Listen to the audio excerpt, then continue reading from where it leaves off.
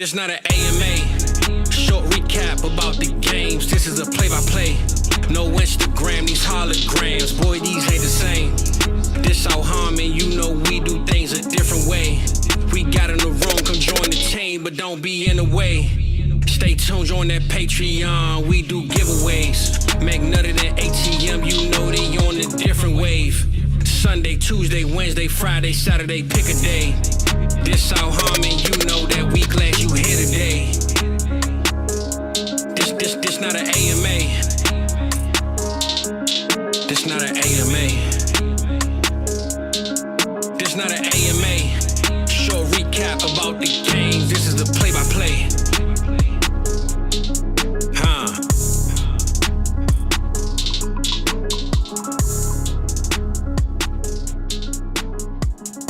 Yes, sir.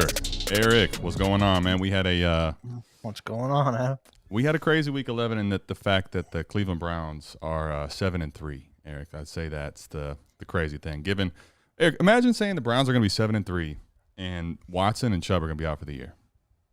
Right, that's crazy. I mean, it's just not that it was a pretty game or anything, but to even just think about that's nuts. A lot of great performances, a lot of turnovers in that first slate of games. Oh my gosh, it was ridiculous. Yeah, there was. Let's go ahead, Eric, though, while we're here, let's go ahead and we'll start with none other than the fact that the Browns are 7-3. We'll talk about the Cleveland side of the ball because, frankly, there was nothing to talk about. Jerome Ford snuck in the end zone, but DTR was awful. Njoku had 15 targets. He had 15 targets, Eric, to do absolutely nothing with it, really, right? I mean, a lot of that was his fault. He had so many drops today. He had like 3 or 4. Yeah, the one in the end zone was pretty rough. Like that should have been a touchdown. Yeah. You touch it, you catch it. He had a couple middle of the field wide open. Drop. Mm-hmm. Yep. So, I don't know, man. This offense, though, like forget the fact of what the record is for fantasy. Like, who do we care, man? It's pretty rough right now. You can't have DTR throwing the ball 43 times. That's for sure. No, so and Amari Cooper didn't really do much either. Yeah, they're going to have to be more efficient running the ball like they have been. I mean, DTR wasn't like terrible, but it's definitely got to get better. He wasn't as terrible as the quarterback on the other side of the ball. That's fair. I mean, it's so gross. This Pittsburgh offense was damn gross as hell. So we'll talk about. Well, you want to talk about Kenny Pickett? I'll pull him up for you. No, I don't want to talk about it. It makes me want to vomit. I wanted you to go in, Eric. Come on, lean into this thing. There was only one piece of this offense really that did anything, and that was Jaylen Warren with a really, really long run, right? Yeah. He had a nice 74-yard run. 74-yard touchdown. Yeah, man. Yeah. 129 yards in the touchdown, so that was nice to see. But other than that, it was completely awful. Hopefully you had the Browns defense starting. Yeah, I mean, the fact that when you watch this game, Eric, what's crazy to me anyway, the fact that game was so ugly and so unwatchable, and you have one of these teams is going to be 7-3 is just insane to think about. But here we are. Mm-hmm. Let's move over to a much more interesting game. I don't think it quite lived up to the hype we gave it in the start sit, Eric. But Houston and Arizona did at least give us some things to be excited about. So Nico Collins looked to be pretty back today, relative to what maybe expectations would be. I don't think he was the star of the show by any means, but Nico looked pretty good today. No, he got you 13 points in PPR. I can't ask for much more than that. No. I mean, it's kind of crazy. Singletary at this point. Yeah, two weeks in a row of great weeks off the back of having all that work and doing nothing with it. He's a top 5 running back so far the last 2 weeks. So what are you making of this? I think Dameon Pierce is definitely the 2 in this offense now behind Singletary. I think Singletary's taken that job for sure because Pierce hasn't done anything all year. So I would lock in Singletary as the starter, and Pierce is just going to be the change of pace guy, I guess. Dynasty Alex wants to know if I moved the family out to NY. No, as a matter of fact, I'm going to have to be rushing out of here. So not yet. But I'm just saying it won't be as long a stream as you probably are used to anyway. Alex, appreciate you though. All right, so I would say this. It's interesting. Mike and I had a disagreement. He's going to say that it doesn't matter because J.K. Dobbins got hurt. We had a disagreement about J.K. Dobbins and Dameon Pierce. So to that point, yes. But the thing is this. He wanted to give no credence to the fact that Singletary was here. And while Singletary hasn't done much, neither did Pierce. But now the fact that you have 2 weeks of Singletary doing not just playing well, Eric, like playing well to the point that we care about him. Top 5 yeah. 2 weeks in a row. I don't think the keys just go to Dameon Pierce. As a matter of fact, I think it's more of like a Singletary 1A, and you get Pierce in, when he needs a break. But yeah, let's talk about the fact that, man, Eric, Tank Dell. Like, give me your thoughts on Tank Dell. Man, I didn't think he would put up these kind of numbers. Like I figured maybe once or twice during the year. He's on fire! Type of guy. Mm-hmm. But man, 8 for 149 and a touchdown on 10 targets again. I mean, it doesn't matter if Nico comes back. There's Noah Brown's out there. I don't think it matters. I think Tank Dell's maybe the man in this offense. I would have been so wrong in so many ways, Eric. I know he's not the prototypical size. Now, I don't necessarily care about that, but he's very undersized. I'm not going to say he wasn't going to be good, but I did not expect him to be getting this type of alpha target load from C.J. Stroud and also smashing with it. Like, this dude is winning people fantasy leagues right now, man. Yeah. Me and Mike talked about it on America's Game, I think 2 episodes ago now, about these small guys, Tank Dell, a chain, and just how our thoughts about these guys were like we just dismissed them. That's the wrong play. I was wrong, Mike was wrong. We admitted it, and we can't have those biases anymore about size. Like these guys are proving to us that maybe they get nicked up a little bit, like a chain did again today, but right. I can't. These small guys, if they can play, they can play, man. Well, I mean, and the other thing too is no one saw the reality of C.J. Stroud being this damn good, and like he was on a store. He's on again. fire. He was earlier on had a chance to be 500 yards. Like that was his pace. He didn't finish as high as you were hoping possibly when you had that great start. But C.J. Stroud at this point, man, it's getting hard to put him anywhere but top 6. And I think you can start having conversations because of how young he is, because of how good he is, and the upside he has. You could have a conversation. I'm not going to put him in the Mahomes area yet, but with a lot of these other quarterbacks that are very elite. Right. And this is, statistically is a really good game, but this was his worst game as far as interceptions. He only had 2 interceptions going into this game, and he threw 3 today. 3. Yeah, that was what I was going to say. That was what I was going to say. Down the stretch, he played really well. It seemed like after he took that big hit, Eric, that it wasn't – that's when a lot of the turnovers happened. So, I don't know if that had anything to do with it or not. To your point, 3 picks versus 2 for the whole year. He's been pretty turnover adverse. Okay, let's go ahead and get to now, Eric, the other side. What did you think of James Conner today? He was mid, basically. Very mid. Nothing spectacular. Mid, very mid. Yeah. Man. We were expecting a little bit more. We were expecting this Cardinals offense to put up a little bit more points, and they didn't. Like start sit show. I know everybody listened to us on Hollywood Brown. We're sorry. It just didn't happen today for whatever reason. It did not. Greg Dortch comes from out of the grave for 6 for 76. And Rondale caught a really long touchdown early, right? Yeah, that was the only thing he did all day. 1 target. That was his only target. Hey, that was a beautiful pass. I will say this. Kyler did not finish as like an elite play, but again, running the ball well and not necessarily the most efficient passing, but I think at this point, he's heating up. You hear that? He's heating up. This is 2 games in a row that, for what we expected, at least the majority of the community, he outperformed that, and he played very well for fantasy purposes. And I think given the injury, even you could argue just in general, they were hanging with Houston. So I don't know what your thoughts are on Kyler rest of the season, fantasy, and then moving forward into the future for like 2024. Yeah, some of these quarterbacks that we have right now are terrible. So Kyler is definitely putting himself on like the back end quarterback 1, high end quarterback 2 range for the rest of the year, easy. With some of these quarterbacks and how bad they are, Kyler is easily up that echelon. Yeah, I'm with you. I think we can kind of move on from this game. The reality was you had a pretty good relevant game from Kyler in fantasy. Rondale had the touchdown, like you said, nothing after that. Hollywood disappointed. There was not really much else out of this offense that was, elite or mattered in fantasy. So Right. that's all we got here. All right, let's get over to the Tennessee game. We should call it the Jacksonville game because people were ready to write Trevor Lawrence off, man. Like, Yeah. I was getting to the point where I was very concerned. However, I did not want to put him outside of the I wanted to put him in a separate tier than the elite guys, right? A tier behind, but I didn't want to just write his career off. It was getting very mid, and we saw 2 bad weeks. So I was a little panicked, but I wasn't all the way there because here's the thing. I'm curious what your thoughts are. He has a game like this. The community already seemed to give him a little more value insulation, I think, than we probably should have been. So what does this do to his value? Do you think anyone's even panicked on T-Law anymore, or do you think it's still like I want to see more? No, he's still at the back end of the quarterback ones.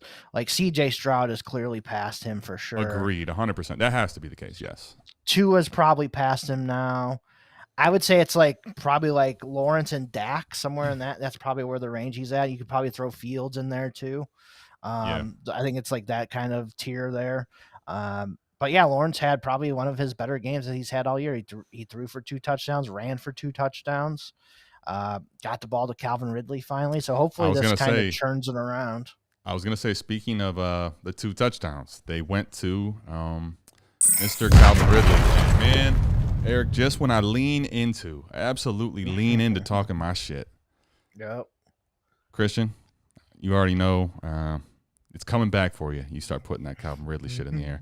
I mean, he played very well. I was kind of surprised, though. He hasn't done so much since week 1. And I guess the reality is that with Trevor Lawrence, if he's playing well, I would have expected Kirk to be more the beneficiary. But I think the reality is T-Law has been more mid and low end, so Ridley's not going to do much. Now he's a blow-up, though.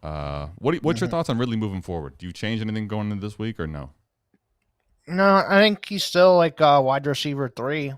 I mean, he's going to have these weeks where he does nothing, and then he's going to have these blow-up weeks. It's been like this all year. It's going to be a roller coaster. Hopefully Lawrence, after this game here, picks it up and, gets going here because this is kind of like the turnaround for him. I don't know if you noticed, but they're 7-3. Houston's 6-4. Indy's 5-5. Oh, yeah. They keep losing a couple games, here or there that they shouldn't lose. Houston and Indy are going to be right there for the division lead. So no, I'm with you. Lawrence has to get it going. I'm 100% with you, bro. I think I wonder too if there's any him feeling like I need to get it going type thing. He played really well. He played poised. Good to see at least that this was something T-Law had. Honestly, we had not seen before this game T-Law mean really anything in fantasy other than being mid. So happy to see that. I don't know the Tennessee side of the ball is Yeah, if you just look at the stats, it wasn't great. Like Hopkins got you there. You got you a touchdown, 4 for 59. Will Levis, if you look at Will Levis's stats, 13 for 17, 158 yards, 2 touchdowns.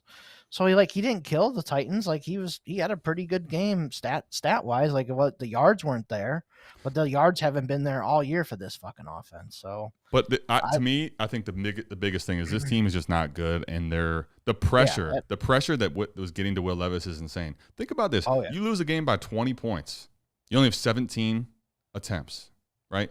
Mm-hmm. It's not like they're running the ball a hell of a lot. They got 18, 19 carries today. They just They got destroyed, and they were not able to protect Will Levis. I don't think like there's going to be a lot of these upside games probably from Levis moving forward, just because the offense doesn't offer that right now. It may come, but I think the reality is for the most part, it's more of a middling offense than anything week to week. And I think another guy that we're going to have to start maybe talking about benching is Derrick Henry. Yeah, and you know what?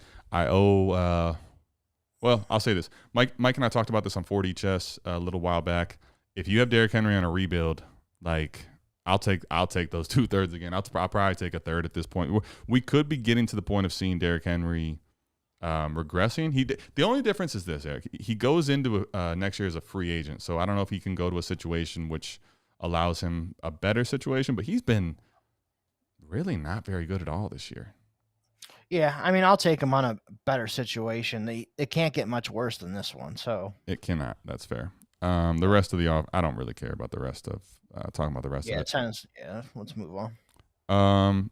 All right, so CeeDee Lamb, not his game that we're used to seeing, right? But still, man, it's getting to the point where, like, He's on fire! For me anyway, I think when I look at my tiers and my ranks, I'm probably going to look at putting CD just below Chase at the top with like AJ Brown, and I think those two, I think there's a conversation where they have a little bit of a tier break with Amon-Ra in it. Like there's a tier 1 with Chase and Jefferson, then a tier 2, and then we start having a tier 3. It's not that Tyreek Hill is not in that with production, it's just the age is different there.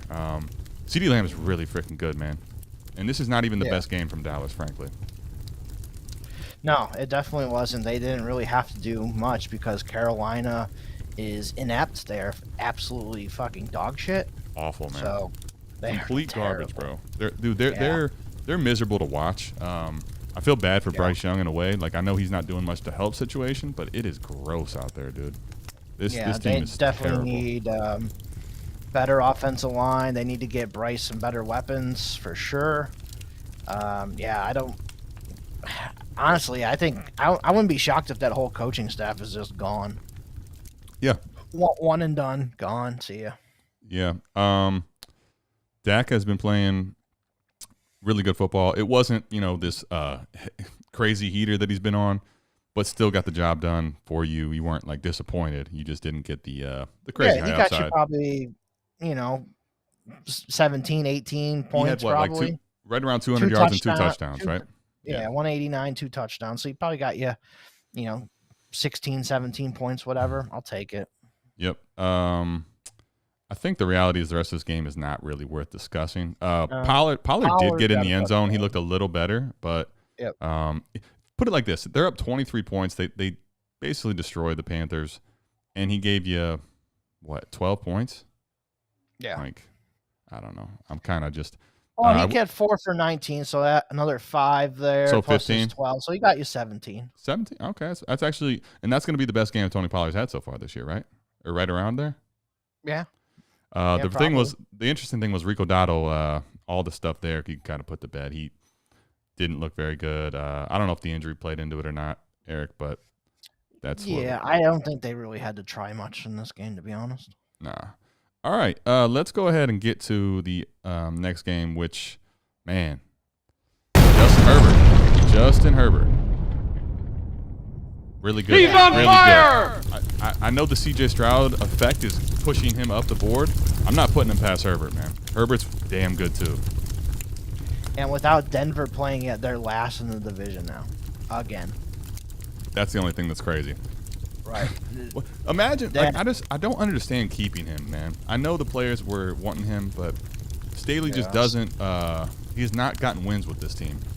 No. You're going to run out of Herbert's rookie contract without winning, which is crazy. Yeah, and then he kind of wasn't yelling, but he got in a little scuffle with the reporter after the game, basically like saying, I'm calling the plays. I'm tired of you guys asking this question every single week. I'm calling the defense, blah, blah, blah. So that was interesting. Yeah. But yeah, Herbert had a really good game, man. 73 yards rushing, so he got you 7 points there on top of his 260 and 2 touchdowns. 73 on the ground. Like I know people think he's mobile. Just I don't think most people would say he'd give you a chance to get like 80 yards rushing. Keenan Allen had a blow-up game, but I'll be honest, disappointed in a couple drops early, man. Could have made his day bigger. I guess 16 targets. Yeah, the one thing is, even when he has some things that you'd rather have him do better, he still has a great game. I know there's an injury risk, the AC joint, and he's old, but man, this guy is going to help contenders, I think, as long as he stays healthy. And another thing, too, Mike Williams out, Jalen Guyton out, Josh Palmer out, Gerald Everett out. And Quentin Johnston, 2 for 21. And he dropped a massive bomb for a touchdown as well. Yeah, man, I'm getting ready to write QJ off. Yeah, you're hitting the panic button. He is slowly becoming Treylon Burks. He is getting into the bust territory. Yeah, and I think Green Bay wins this game, to your point about Staley. Now, here's the crazy part. Before we get to all that, not the crazy part. What sucks is Aaron Jones' injury today did not look good. It did not look good at all. Right. And he's with his age, if this is a season ender, do we have any clarity on what happened yet? I'm not sure. No. Okay. because if he's out for the year, that kind of sucks. Man, Jaden Reed, bro. Jaden Reed, let's go. This dude is looking really good, man.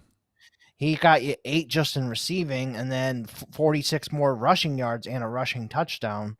So, it gave you another 10 points there. So he got you 18 today. Yeah. I'll take that from Jaden Reed every day. So that was nice to see. Romeo Doubs, 5 for 53 and a touchdown, had a good game.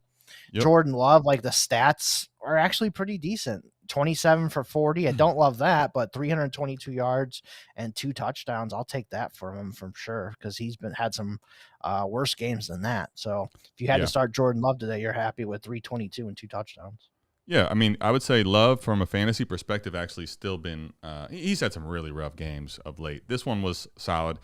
If you just look at his WARP for the year, he's going to be better than you think. I think from the NFL perspective, though, I'm very still worried about Jordan Love. If you just think about how much you mismanage this, to lose to that stat line you just talked about with Jordan Love, oh my gosh, that's just insane. Right. Okay, let's go ahead and get to the by the way, Brett puts this up, CD over Jamar Chase for the rest of the season. Absolutely. Jamar Chase for the rest of the season without Burrow.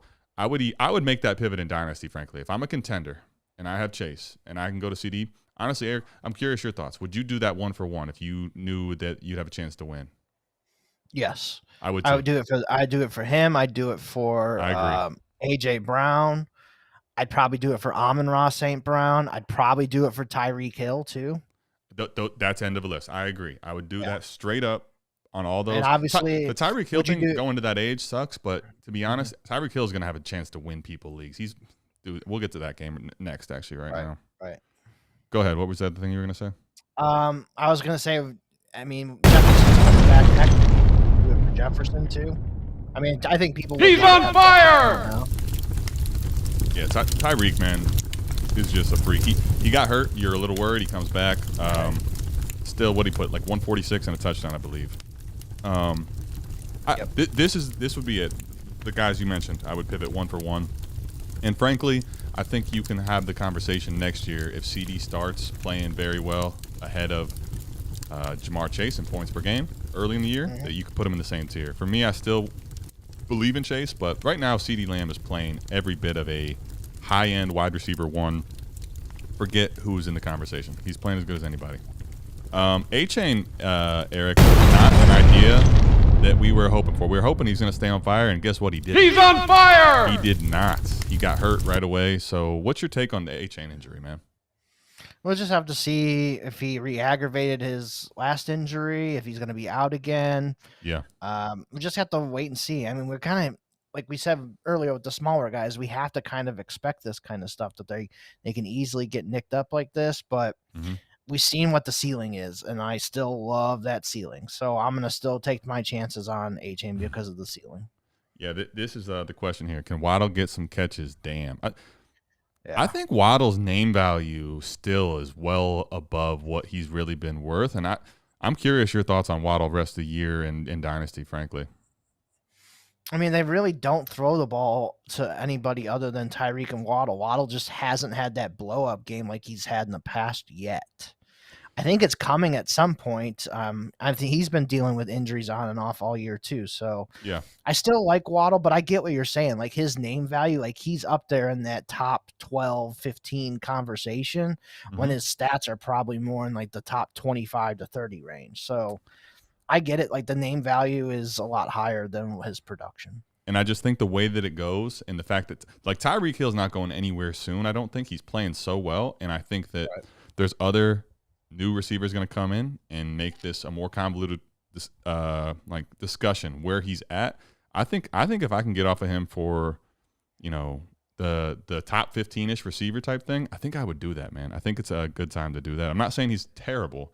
I just think you can make a pivot to someone who's safer and probably offers just as much upside. Right. All right. So Devontae Adams had a good game. Your boy Aiden O'Connell hooked up with him a good bit. Yeah, 7 for 82 and a touchdown for Devontae, so that was really nice. Love to see that from him. Yeah, Aiden was feeding him the ball. Aiden didn't have the greatest game, 24 for 41, so that's not great. No. 271 yards, a touchdown, 3 picks. One of the picks was at the very end of the game, just kind of throwing a Hail Mary, and it got picked off by Ramsey, I believe. Yep. So I'm not really counting that. But, yeah, Aiden, he's got to get better at, just throwing the ball faster. He's got to get quicker with his process. So it wasn't a terrible game. So it is what it is. Yep. I think that, this offense is something now with Aiden playing the way it's working. Jacoby Myers, unfortunately, is looking like someone who is just taking. It was his best game with Aiden so far. Was this one 4 for 49? 4 for 49. Like that. Yeah. Jacoby Myers is not the Michael upside Mayer play. finally got going. Hunter Renfrow has a pulse again, so there is some positives. I mean, but here's the thing that I'm worried about, Eric. In a game where you're down and you're going to have to throw the ball, it doesn't feel like any of these guys offer a ton of upside. I'm not saying it couldn't happen, but weekly, I don't feel safe with anybody on this offense that's not Devontae Adams right now. And even Josh Jacobs. I felt good with Jacobs, but he shit the bed today. I was going to say, even Jacobs, I think if you're a team that's playing the Raiders, you want to take away the run and make Aiden O'Connell beat you. And I'm kind of worried about the rest of this offense outside of Devontae Adams weekly. I think Jacobs I'm still comfortable with in a lot of matchups, but the Dolphins have been had on the ground quite a bit, so that's a little scary. Let's move over to the Detroit game. Curious your thoughts here, man. Curious your thoughts on this game as a whole. Amon-Ra had a great game. He's on fire! What's your take on Amon-Ra St. Brown? You said 1 for 1 you'll take the pivot from Chase to him. Do you think he's a top? Do you think he's just as good as valuable as A.J. Brown right now and CeeDee Lamb, or not quite? Yeah, I mean, he had 4 straight 100-yard games coming into this game. And then 8 for 77 and a touchdown again today. So he's right up there with AJ, but he's been as hot as AJ's been for the last couple weeks. So yeah, Amon-Ra's right there for me. Yes, I love Amon-Ra St. Brown. I know CD's great. I'd probably, if you told me 1 for 1 where I'm going to lean, I'll lean CD. I'll probably possibly lean AJ Brown. But I think Amon-Ra, if you don't have him in that same tier, I think you're missing. This guy is playing really fucking good football. Right. Gibbs also is starting to just he's on fire! Be that guy for me. I love the usage. I love the way he's playing football right now. And the Monty injury, what's great about it is it opened the door for him to show how good he can be. And now that it looks like Campbell's giving him maybe not as much touches as we wanted. He only had 8 for 36 on the ground. But, he's still got all that work in the passing game. So I think there's better days ahead. And he's still got, almost 15, 16 touches total? Yeah, he got you 11 points just in receiving, and that's not counting the 36 yards and the 6 points for the touchdown that he got you rushing too. So yeah, Gibbs was good today. Montgomery had a couple more carries. Montgomery did more with him, 76 yards and a touchdown. So Montgomery was good for you too. Yeah, he was. One of my redraft leagues, I have Monty and Gibbs. I just play them both and say fuck it. Yep, I think what's nice about this offense is it's very consolidated. Sam LaPorta, I still like him quite a bit, but man, I talked about why it's probably a good idea to pivot. It's not that he's not good long term. He's not like a locked in smash asset weekly for production. So, I think there's a case to be made. He's still in the tight end 1 conversation. He's great, but for production, I don't know that we can count on in the next year or two him getting a giant leap into like elite territory. Let me just ask you your question. I'm going to ask you this question about Fields. Where are you at with Fields right now and long term? Like, I think people are so ready to quit on Fields over and over the last 2 years, and I'm curious where you're at. Man, I've been teetering on it, but like he does have some good games. Like his last 2 before he got hurt, like that Thursday night game, I think it was against Washington. And then there was another game in there where he had like 4 and 3 touchdowns. He was killing it, man. Then he got hurt. Yeah. This was his first game back. And it wasn't a terrible game. 169 yards, 1 touchdown. Didn't turn the ball over. Ran for 100 yards on 18 carries. I don't think that's sustainable, but if he's going to be running like he was last year, I mean, he had 1,000 yards rushing last year, didn't he? I'm pretty sure. Yeah, he was over 1,000 yards. He ran like crazy last year. Yeah, so, I mean, he has that upside, man. That's why I'm not putting him above, like, Tua and all that, but he's right in there in the Trevor Lawrence Dak tier for me. Just kind of, like, pick whoever you like the best there. Maybe if it's a point per carry league, you like Fields more because of the rushing upside over Lawrence and Dak.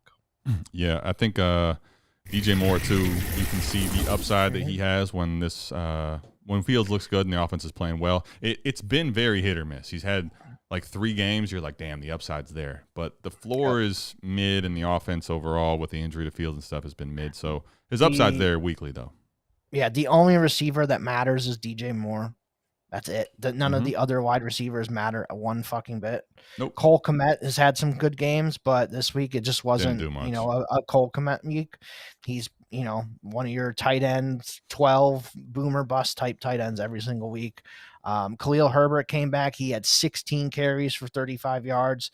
Deontay Foreman had 6 carries. Roschon 6 carries. I think Foreman might have got re-injured. He did. But he did get a touchdown. He had that touchdown. I think Herbert's going to take this backfield back over. I think Foreman has earned the right to play a little bit more if he's healthy, and Roschon's kind of buried right now. Yeah, Roschon is the third down back maybe, and that's like it. He's he did not do anything, Eric, to take this backfield by storm like we were hoping. So the fact that Khalil Herbert comes back and healthy, to do it, and he didn't. That's exactly right. He had the opportunity and did not do shit with it. I think at this point, I'm kind of counting Roschon as a 0 unless something drastically changes. All right, let's get into it, Eric. Let's get into your boy DeVito. What do you think, man? Like, Tommy DeVito, the Giants winning a football game. Really? Me and Mike are celebrating because we have a shit ton of them in best ball. Yeah. Do you? So, oh yeah, love it. I mean, he was to be had in Fab this year, so in best ball, that's exactly what you wanted to get. Some DeVito. I think. We talked about it on the Start Shit Show too. Barkley, man. Well, sheesh. I would have never guessed that this team would have put up that many points and DeVito would have played at least competent football at times like this. Barkley went bananas. Barkley went absolutely bananas, and I don't know that this is going to keep happening weekly. I'm still worried a little bit about him long term for the rest of the season, but not long term. I should say for the rest of the season. But he played unbelievable today. This guy is like putting this whole team on his back, it feels like. Oh, yeah, for sure. That's pretty much what he has to do. He's trying to earn that big contract for next year, whether it's with the Giants or somebody else. But, yeah, if you start Barkley today, he's definitely a RB1 this week.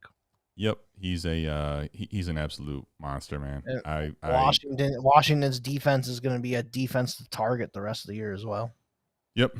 I'll tell you what. I'm surprised. I mean, not because Gibson was out this week, but man, Brian Robinson is turning into a nice little running back asset. Nothing crazy, but he's been very, very good and consistent actually. So his receiving game the last 2 weeks has been phenomenal. He had the 100 yards last week, 7 for 58 this week. Yeah. Now, I wonder kind of this week with them losing and being trailing position a lot, if that helped it. But regardless, like to see upside for B-Rob in the passing game is something I'm shocked on, frankly. What was your take on Howell today? Curious your thoughts. Not good. 3 interceptions against this defense that's been getting smoked by everybody. Yeah. Not good. I mean, Howell's been up and down all year. He's had some really big games throwing the ball, and he's had some really bad games. So he's better than some of the guys that we would think would be ahead of him, like a Kenny Pickett. We would before the season, we definitely had Pickett above Howell. That's flip-flop for sure. Would you take Will Levis over Howell? I don't know. That's probably a good conversation to have. No way. You don't think so? This was not a good game to see for Howell, right? Like I don't like to see this, okay? But I'm still gonna give. I guess. How do I put this? They're still in the scenario where Howell has played great 4 weeks out of the last 6. Levis has shown me that one great upside game, and I'm not saying he can't do that again, but just I don't know that he can do that on this team. This team has been pretty bad. They got to get some more offense help for him, line, weapons. I wouldn't be surprised to see Sam Howell continue to play well down the stretch. I think this game was not ideal, and also you got to remember sometimes these division games, like if the Giants were to have life, it's probably in these familiar division games. I'm not trying to give excuses for Howell. I do think if he continues to play this way, The downside for him is he's no lock to be, his draft capital doesn't have any ties to the organization. So future asset is still uncertain for me, but on a contender, I'm still okay and I'm not too panicked. It was not a good day today. You saw some of the downside, but I'm okay still on Sam Howell. Yep. All right, let's get to the San Francisco game. All right, so Mike's not here. I really wish he was because Eric, what happened with Brock Purdy today? What exactly was the stat? Go ahead and you tell everybody. 158.3. Does that mean anything to you, Adam? Do they call it? It's like a baseball. They call it. Is that like a perfect game?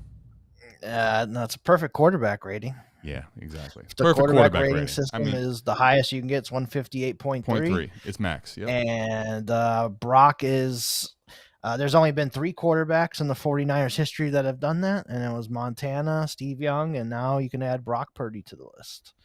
So, yeah, Brock Purdy, hell of a game, 21 for 25, 333 yards, 3 touchdown passes, no picks, no nothing. Was had one of his games where he was just fucking cooking, man. They just let him cook, do his thing, and the craziest part is he only threw it to 4 different people. Well, that's honestly, I would say, while that's the part that's at least nice for the San Francisco offense is. Yeah. I mean, listen, if you had a piece of it, you got it. I'm gonna wait for Mike to come back and give his Purdy defense because I'm curious. I like the banter in the chat. I like Mike's staunchness and defending this. So I'm gonna let him have a chance to do that on AMA Wednesday. What I will say about the Purdy and the San Francisco offense is the consolidation to the 4 people that you talked about is what's nice. Aiyuk had a low game today, and you got to love seeing that from Brandon Aiyuk. It's I think people kind of forget that he has a crazy high ceiling. It's just because there's 4 people to feed in this offense, they don't see the floor that great, and it's easy to forget about. Everybody else played pretty well too, though, man. Kittle had a monster game today.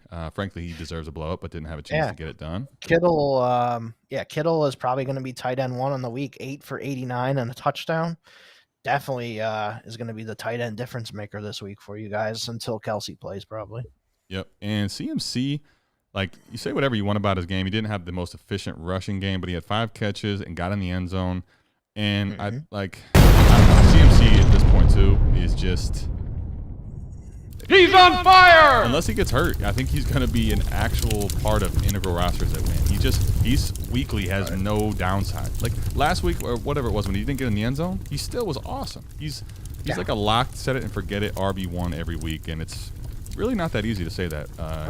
If you had to bet every single week of who the RB1 every single week is going to be, he's the odds-on favorite every single week. Yes. Like people wouldn't probably have been betting Barkley to be the 1 overall, even though he was in the conversation of going bananas this week. Let's quickly get to the last 2 games. So Seattle and the Rams, what were your thoughts in general from the game? Injuries fucking galore, man. Geno got hurt. He did come back for the last drive, so that was good. Yeah. Kenneth Walker got hurt. He was ruled out immediately with an oblique injury, and then Cooper Kupp ankle injury. I don't know if it was the same ankle or not. Didn't see that report or anything yet, but Cooper Kupp out, man. A lot of bad injuries in this one, but it was actually entertaining game there towards the end. If you had Darrell Henderson like I did in the league, he didn't do fuck all game and got you a touchdown late, so saved me that way. Royce Freeman was the man, though, running the ball 17 for 73, but Kyron comes back, so it doesn't matter. Yeah. I wouldn't have expected Royce Freeman to get that much more work than no, I didn't either. But Henderson was just awful running it. He was terrible. He looked slow. Wouldn't be shocking if come Monday when they activate Kyron, they just send Darrell Henderson back home. He belongs to the streets. That's the way you should say that. All right, he belongs to the streets. I think you know what? Hold on. Let me. I don't have a blow up because it just happened. But man, DK hasn't done much all year and had a nice game today. Yeah, 5 for 94, touchdown. Had the big touchdown catch. That was nice to see. I was hoping to see a little bit more from Charbonnet with Walker out there, but Charbonnet didn't really step up and take it. So we'll see what happens if Walker's going to miss some time here and if Charbonnet is going to be the guy or not. Yeah, that is definitely they ruled him out right away with the oblique. I'm I'm worried about it, man. I'm worried about it, frankly. I have in best ball, where we want to have a lot of the running backs, Eric, a little different than in lineup. I have 5 shares, I think, of Walker, and that will be a dent to my teams in best ball. Yep. The good news is you can typically find replacements in running back, but man, it's Kenneth Walker types are harder than most to find. Puka, what's your takes on Puka, man? What's your take on Puka? I mean, if Cooper Kupp's going to be out again, Puka's going to be the guy that you got to start every single week. Stafford was firing some dimes here to him late. Yeah. If you started him today, 5 for 70 and a touchdown, you're not complaining about that at all. That's 18 points. I'll take that every day from somebody. So yeah, if you get that, and when the Rams are scoring only 17 and kind of as a whole offensively struggling with the ball at times and stuff, Puka has a chance to get back into crazy territory if Kupp misses extended time. I still like him even if Kupp's out there, but his ceiling goes a much higher if he's out. Last game here, this New York Jets game, Eric, we'll just talk about the Bills. The offense in the Jets is terrible, bro. It's god-awful. Josh Allen, 275, 3 touchdowns. You got your Josh Allen game. Khalil Shakir, 3 for 115, a touchdown, 81 yards. He's coming along strong lately, man. Yeah, I mean, Kincaid got you your 10 points in a PPR league. That's what I was going to talk about. Is Kincaid is he's making the most out of the opportunity he's had, and I think he's going to become, hopefully, even if Knox comes back, like it's kind of like in Gibbs in a way. Like you saw, because you've seen it with Kincaid, you would think the draft capital and all that, you start giving him more touches and more snaps on a regular basis because you're seeing it weekly. Right. Diggs, disappointing, 4 for 27, but he probably got Sauce Gardnered a little bit. Totally. And what about Gabe Davis, man? Yeah, I mean, we talked about it on the thing. Like, it was a tougher game. I think we went away from Gabe Davis a little bit more on the start-sit show. I think there was maybe 1 or 2 questions where we went with Gabe, but I thought this was going to be a tougher matchup for him against the Jets, and it was. So yeah, tougher matchup. They didn't really need him either. You know what I mean? Yeah, tougher matchup would be kind of putting it lightly, because a man he was more existent on this hologram than he was in the real game. Nothing.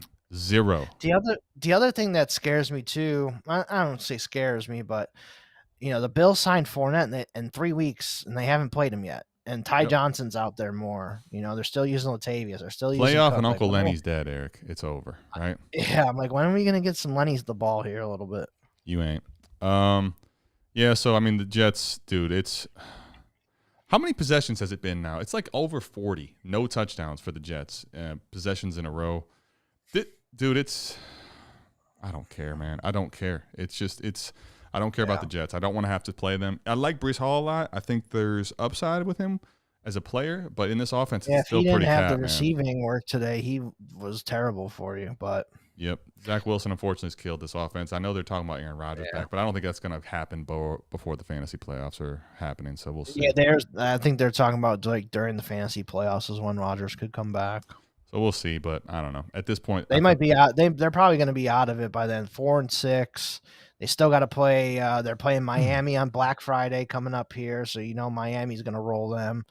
They still have another Miami game after that. Looking at their schedule, Miami, Atlanta, Houston, at Miami. I mean, by that time, if they lose 3 of Miami, Atlanta, Houston, they're done. Yep. Yeah, I'm with you. Even if they lose this next game, which they probably will against Miami, that's 4-7. Like, you'd have to win out basically to probably make the playoffs at like 10-7. So yeah, I think that's all we got, man. Quick recap. I got to get on a plane. Eric, appreciate you hopping on. Mike, just decided to take the whole day off. He got so banged up, so messed up, he can't report to work. That's okay. That's what we got, ATM, out of town. We got Eric filling in like it's nothing. In-laws will do that to you, right? Listen, now. Mike made some very poor decisions this weekend. And that's what happens. When you make poor decisions, it comes back to bite you, because Brock Purdy with a perfect quarterback rating, and I cannot wait to see what the comments are on the streets. We'll see you back here, same time, same place. Not in New York, but same time, same place for the South Harmon recap. Next week, we're out of this thing. Peace. See you guys.